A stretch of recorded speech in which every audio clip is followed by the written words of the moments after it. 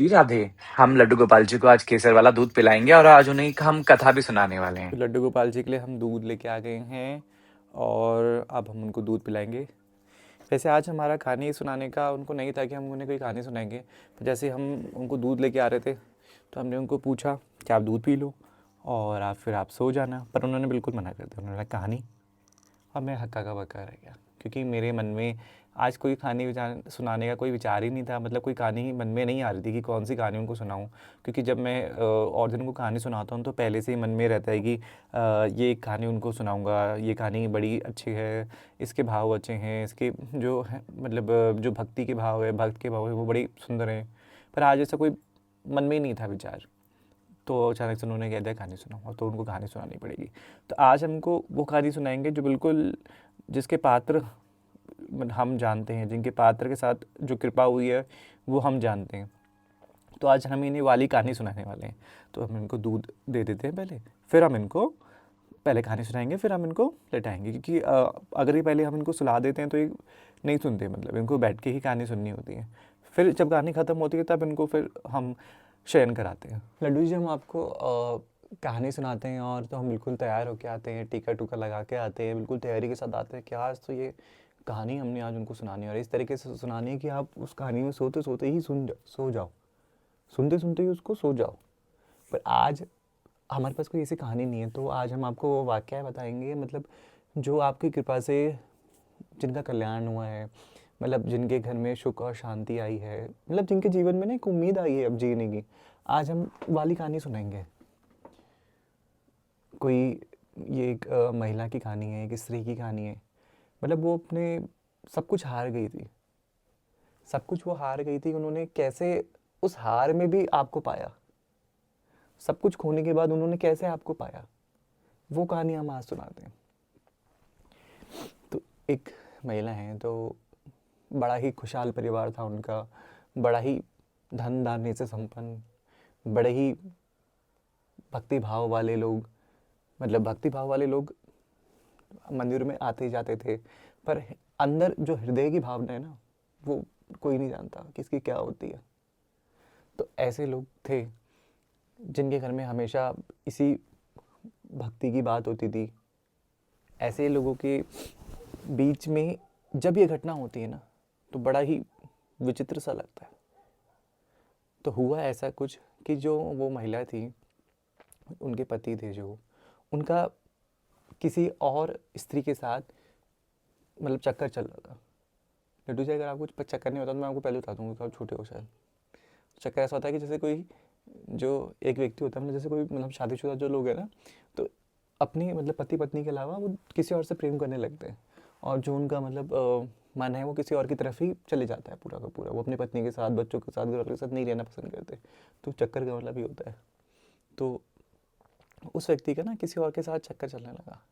फिर जब उस व्यक्ति का किसी और के साथ चक्कर चलने लगा, तो धीरे धीरे करके बाद काफ़ी समय हो गया, तो जो उनकी पत्नी थी उनको धीरे धीरे तो शक हुआ, और पहले उन्होंने नहीं दिया ध्यान। उनको ये था कि मेरे पति हैं, मैं अपने पति पे पूर्ण विश्वास करती हूँ, तो मेरे पति गलत नहीं करेंगे। क्योंकि जब वो इतने भक्ति भाव वाले थे, मंदिरों में आते जाते थे, बड़े बड़े मंदिरों में दर्शन करके आते थे, लोगों को भी लेके जाते थे, भंडारा भी करवाते थे। तो फिर उन्होंने कुछ समय तो इस बात को छोड़ा कि मतलब कोई बात नहीं, कई बार इंसान से गलती हो जाती है, ये मन है कहीं बहक जाता है, माया में ये मन फंस जाता है। परंतु जो मैं मन माया में फंस गया ना लड्डू जी, तो फिर लेके डूब जाता है। उनके साथ भी बिल्कुल ऐसा हुआ। उनकी नैया डूब गई। नैया इस प्रकार से डूबी कि जो उसका हर्जाना है उनके परिवार में हर एक व्यक्ति को भुगतना पड़ा। चाहे उन व्यक्ति की माता हो, चाहे बेटी हो, चूँकि बेटी बहुत कम आयु की हैं, और उनके चाहे पत्नी हो, उनको सबसे ज़्यादा हर्जाना भोगना पड़ा। तो अब आगे कहानी इस प्रकार है कि जब धीरे धीरे नहीं बनी बात, तो उन्होंने एक दिन बात रखी कि आप क्या करते हैं, कहाँ जाते हैं, क्या करते हैं। तो उनको बड़ा ही क्रोध आ गया लड्डू जी, कि कोई हमको कैसे पूछ सकता है ऐसे, कि हम घर के कमाने वाले, हम घर के सब कुछ करने वाले, और कोई हमें कैसे पूछ ले ये बात कि कहाँ जा रहे हो, कहाँ आ रहे हो, कब कहाँ थे। बड़ा ही उनको क्रोधित हो गए वो। और फिर उनको बस जो क्रोधित हुए, तो उनको लगा यार ये तो मैं अपने पति से ही बात पूछ रही हूँ, कहीं बाहर वाले से तो नहीं पूछना लड्डू जी। अपने पति से जब हम बात पूछ रहे हैं तो हमें हक बनता है कि हम अपने जो हमारे जो साथी हैं, हम उनसे पूर्ण उसमें रहें, मतलब संपर्क में रहें, कब क्या हो रहा है क्या नहीं हो रहा है, क्योंकि आजकल तो कलयुग है। लड्डू साहब को पता है कलयुग में कितना कब क्या हो जाए किसी का तो कुछ पता नहीं है, पता है ना कोई बात। हाँ, इसलिए हमें संपर्क में रहना चाहिए। अपने जो साथी होते हैं, हमारे जो पार्टनर होते हैं, चाहे हमारे बच्चे होते हैं, चाहे हमारे माँ बाप होते हैं, तो हमेशा उनके संपर्क में हमें होना चाहिए, पता होना चाहिए कि कब कौन व्यक्ति कहाँ पर है। तो जब उन्होंने जानकारी लेनी चाहिए तो उनको बड़ा क्रोध आ गया। जब उनको बड़ा क्रोध आया तो उन्होंने बोला, यार होते कौन हो आप पूछने वाले? उन्होंने, होती कौन हो मैं पूछने वाले? मैं तो हूँ आपकी पत्नी, मैं तो आपकी पत्नी हूँ, ये मैं नहीं पूछूंगी तो कौन पूछेगा आप? बोलो, मतलब सही बोला ना उन्होंने। तो ऐसे प्रश्न जब उन्होंने रखे तो उनको बड़ा ही क्रोध आया और वो फिर धीरे धीरे अपनी जो पत्नी थी उनसे कटने लगे। जब कटने लगे तो फिर जो स्त्री थी तो उनके घर वालों ने भी कुछ बातें रखी उनके आगे कि आप ऐसा क्यों करते हैं। वो अत्यंत क्रोधित हो गए कि यार, कि आपने अपनी बेटी जब हमें दे दी तो आपका कार्य खत्म। नो, आपका कार्य खत्म हुआ और अब हमारे घर की बातें कोई नहीं करेगा।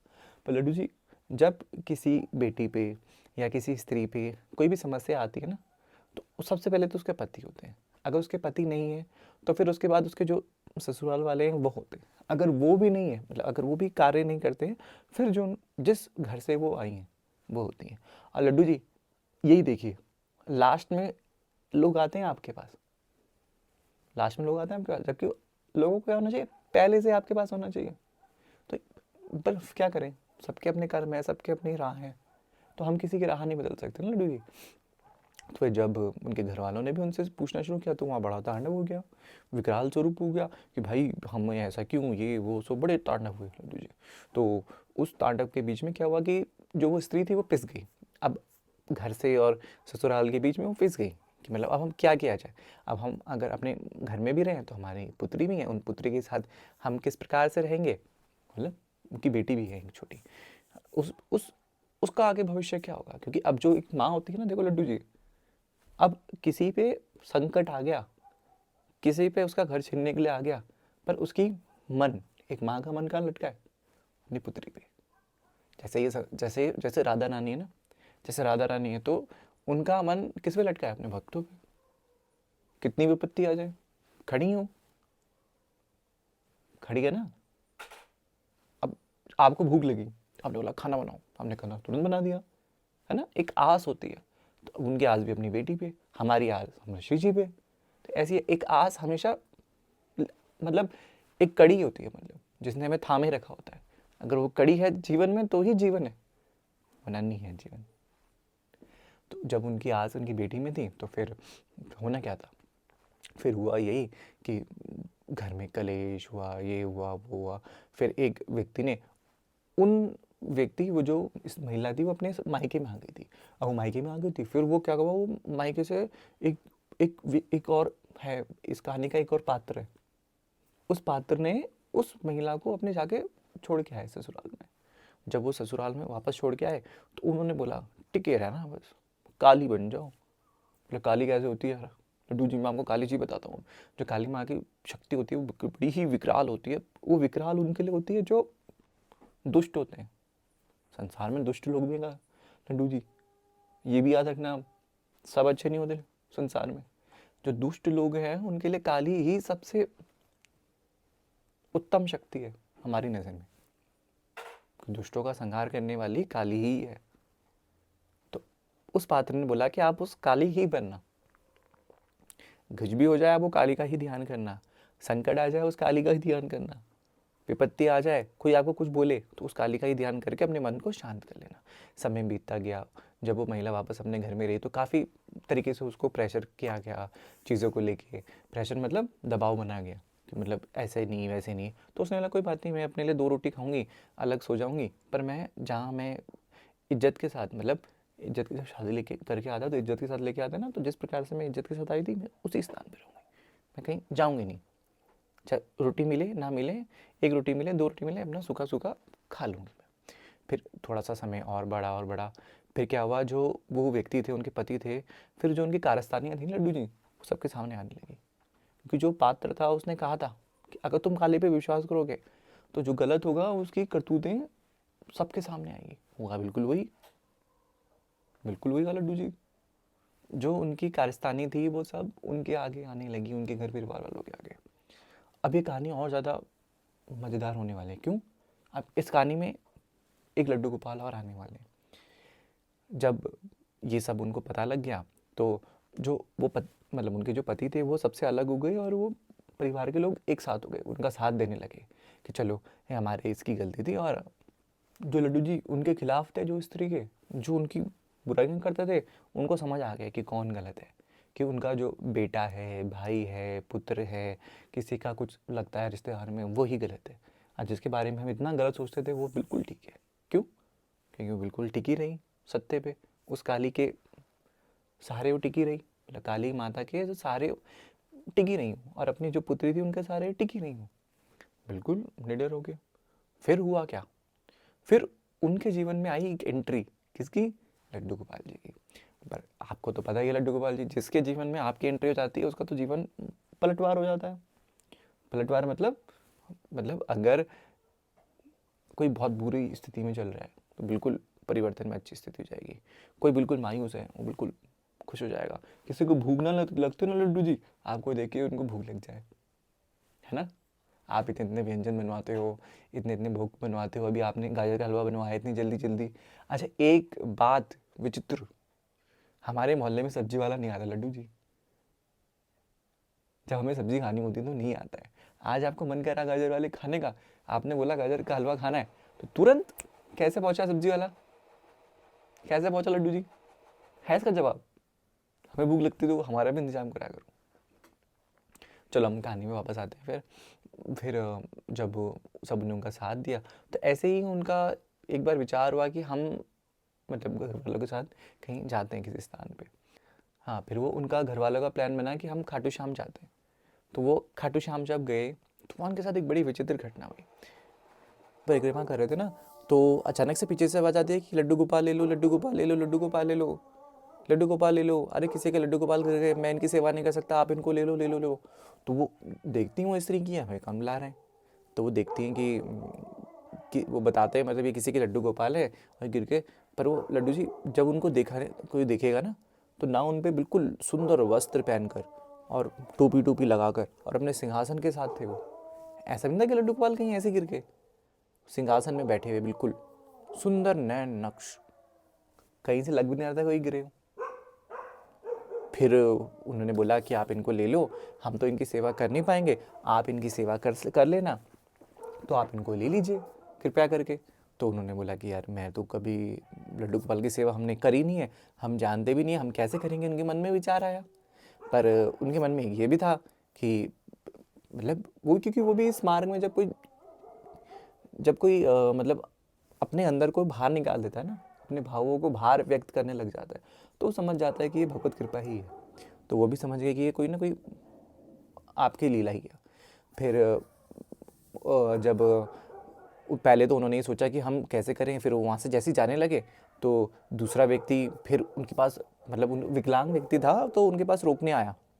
विकलांग व्यक्ति बोलता है कि अरे कि आप रुक जाओ, अरे आप रुक जाओ, कि इनको लेके चले जाओ, इनकी सेवा कैसे करेंगे, ये इनके पास तो कुछ भी नहीं है, आप इनकी सेवा जैसे भी करोगे तो आप कर लेना। उन्होंने बोला मेरे को तो आती नहीं, मैं कैसे सेवा करूँगी, मेरे को तो पता ही नहीं कुछ लड्डू गोपाल जी की सेवा किस प्रकार से होती है। तो उन्होंने बोला कोई नहीं, आप रख लो, बस आपको पता लग जाएगा कैसे सेवा करनी है, आपको किसी के माध्यम से तो पता लग जाएगा, इतना तो है, तो आप इसको रख लो। उनमें एक भाव ये भी आया कि मैं इनसे ले लेती हूँ, जब इतना ही बोल रहे हैं तो इनसे लेकर मैं किसी मंदिर में उनको रख दूंगी ताकि कोई उनकी सेवा कर पाए, क्योंकि मेरा सामर्थ्य तो नहीं है ना इतना कि मैं जानती हूँ इस लड्डू गोपाल जी को, इनकी सेवा के बारे में मैं जानती नहीं हूँ, तो किसी मंदिर में मैं इनको रख दूंगी। फिर उनके मन में यह भी विचार आया कि मेरे पास खुद रहने का स्थान नहीं है, कब मेरे को घर निकाला हो जाए, मेरे पास कुछ भोजन की व्यवस्था नहीं है, मैं इनको कैसे रखूँगी। परंतु जैसे ही उन्होंने लड्डू गोपाल अपने पास रखे तो उनके मन में ऐसे विचार बदले, नहीं, सेवा तो इनकी मैं ही करूँगी, चाहे मैं इनको रूखी सोटी रोटी खिलाऊं, चाहे मैं इनको झोपड़पट्टी में रख लूँ, चाहे मुझे आधी रात को घर से बाहर निकाल दे कोई, पर मैं इनकी सेवा करूँगी। ऐसी दृढ़ भावना उनके मन में जागृत हो गई। और ऐसा मेरी नज़र में तो पहली बार हुआ कि जैसे कोई भगवान अपने भक्त के पीछे भाग रहा है, आवाज़ लगा रहा है कि मुझे अपने पास रखो, मेरी सेवा करो। जिस प्रकार से वो व्यक्ति भागा, ऐसा लगा कि भगवान ही भागे उनके पीछे कि तू रुक जा, चल मुझे लेके तू घर, तब तू देख क्या होता है परिवर्तन, तू देख क्या होता है जीवन, क्या होती है सेवा, क्या होती है भक्ति। फिर उसके बाद लड्डू गोपाल जी जब वो अपने घर लड्डू गोपाल जी को लेके आ जाते हैं, फिर उनके मन में होता है कि विचार आता है कि अब मैंने संसार में कुछ नहीं करना, मेरा संसार में कोई व्यक्ति नहीं है, मतलब संसार में जिनके लिए मैं सोचती थी कि क्या होगा कैसे होगा, मेरे मन में चिंता रहती थी कि मेरा क्या होगा, मेरी बेटी का क्या होगा, तो उन्होंने मन बना लिया कि मैंने को सेवा करनी है, चाहे मैं किसी भी प्रकार से करूँ, भले ही मैं अनजान हूँ, भले ही मुझे कुछ नहीं आता, पर मैं सीख लूँगी, मैं कर लूँगी। तो ये भावना उन्होंने बड़ी दृढ़ता के साथ अपने पूरे तन मन और आत्मा में बिठा ली। करनी है तो लड्डू गोपाल की सेवा करनी है। जो भी आपकी सेवा करता है ना, उसके हृदय में एक करुणा वाला भाव, एक भक्ति वाला भाव इस प्रकार से उजागर होता है कि जो आज तक किसी और ना समझा हो, ना देखा हो, ना किसी और शक्ति में महसूस किया हो। क्योंकि जो आपकी सेवा है वो उन्हीं को प्रदान होती है जिनसे आप करवाना चाहते हो। अगर आप नहीं चाहोगे ना तो कोई आपकी सेवा भी ना कर पाए। हमें ही नहीं पता था। मैं तो अपना आधा जीवन, मतलब मैंने अपनी काफ़ी आयु काट ली। उसके बाद मुझे पता लगा कि लड्डू गोपाल भी संसार में कोई है, कोई ऊर्जा है। आप उनको अपना मित्र, अपना सखा, अपने किसी भी स्वरूप में, अपने ईश्वर के स्वरूप में, अपने आराध्य के स्वरूप में, किसी भी स्वरूप में आप उनको अपने घर में वास करा सकते हैं, उनकी सेवा कर सकते हैं। तो ये जानकारी हमें भी नहीं थी, पर जब आप अपनी कृपा करते हो ना तो सारा जीवन बिल्कुल पलटने लगता है। जब आप कृपा करते हो ना तो जो ये मन है ना बिल्कुल शीतल जल की तरह बहने लगता है, सिर्फ आपकी भक्ति में। मतलब ऐसा लगता है जैसे हम एक नदी हैं और आप सागर हो, मिलना हमें आप ही पे है। चाहे कितनी देर में पहुंचे ना हम, जहाँ से निकलें आप तक कितनी देर में पहुंचे, पर हमें पता है हमने मिलना आप ही में। रास्ते में सब कुछ, जैसे एक नदी में क्या होता है, कुछ भी डालो, अच्छी बुरी चीज़ें, गंगा जी में हम अपने सब कुछ डाल देते हैं, सब कुछ लेके वो चल देती है ना, उसी प्रकार से हमें ये संसार में सब कुछ हम लेके चल देंगे, पर अंततः हमने आपके पास ही आना है। तो आप सब पर, अपने भक्तों पर कृपा बनाए रखना, और हर उन भक्त पर जिनको आपकी आवश्यकता है ना लड्डू गोपाल जी, आप उन पे ज़रूर करना। कितने हज़ारों ऐसे लोग हैं आज जिनको आज आपकी आवश्यकता है लड्डू गोपाल जी, तो आप उनके घर पहुंचना बिल्कुल, चाहे कैसे भी पहुंचो, चाहे हमारे माध्यम से पहुंचो, चाहे किसी के माध्यम से पहुंचो, आपने उनके घर जाना है और उनके जीवन में परिवर्तन लेके आना है। क्योंकि जो इस कलयुग में परिवर्तन लेके आ सकता है लड्डू गोपाल जी, वो सिर्फ आप ही हैं। क्योंकि इस कलयुग में सबकी भावनाएं नष्ट हो चुकी हैं, और वो भावनाएं आपके अलावा कोई जगा नहीं सकता है। जो आपने भावना जगा दी किसी की, तो उस जीव का कल्याण ही कल्याण है। उसको परम ब्रह्मा बोले, परम शक्ति बोले, चाहे पराशक्ति बोले, आदि शक्ति बोले, कुछ तो उनकी प्राप्ति उनको है, बिल्कुल निसंदेह। तो ऐसी कृपा आपने हर एक भक्त पे बनाए रखना, और हम पे भी कृपा बनाए रखना लड्डू गोपाल जी। तो अब हम आपको विश्राम कराते हैं।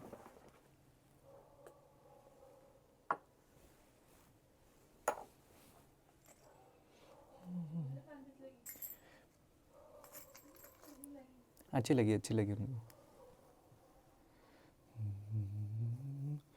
सो जा मेरे राजकुमार, सो जा मेरे नंद के लाल, सो जा मेरे जिगर के लाल, सो जा मेरे नंद गोपाल, सो जा मेरे जानकी के लाल, सो जा। ये निंदिया तेरी आँखों में है भर आई, निंदिया